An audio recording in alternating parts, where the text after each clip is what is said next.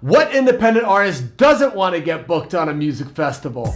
But if the answers haven't been clear about how to do it thus far, you are about to find out how.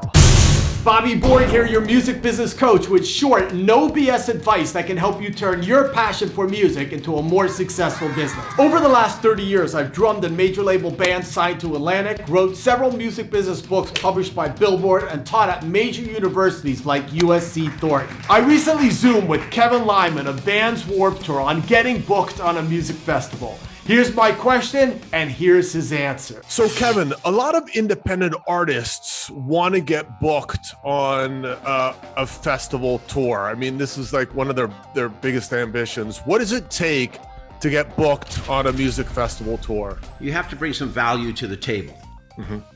Festivals are expensive to run per hour when you look at production, when you look at labor and everything. So become the biggest band in your own backyard.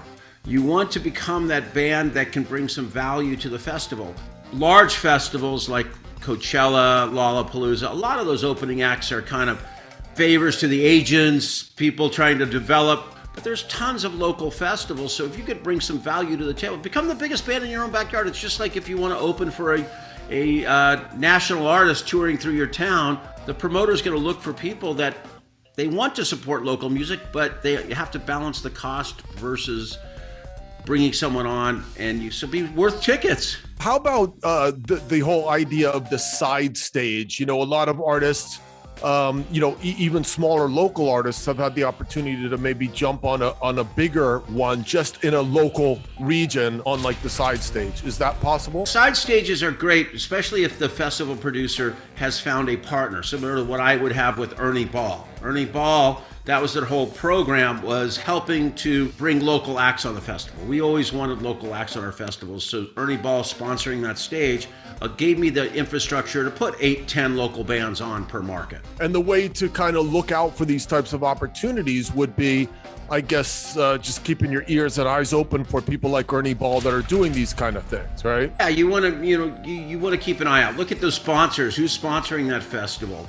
Many times there's going to be some local battle of the bands, local opportunity to play. And it has been a way for brands, especially in the instrument musical space, the suppliers always try to support, usually like with a local stage. That's been our biggest success, is getting one of them involved in sponsoring a local stage. And then the band just submits an EPK or a package to the person, and if they qualify, again, if they have some sort of value locally, then boom. We would get thousands of applications. So we would get 10 spots a day average, so about 400 bands are going to get a chance to play at least one show. But there was still thousands of applicants for those spots. So it still comes down to great songs, maybe a bit of a buzz online with a following that, wow, this band's on a market. That's why I booked a lot of bands, just that I'd heard about them and I wanted to see where they were at in case I wanted to book them in the future. So generating that local buzz, being solid in the community,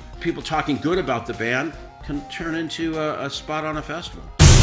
If you want to learn more about how you can turn your passion for music into a more successful business, be sure to check out this video or the video linked in the description below.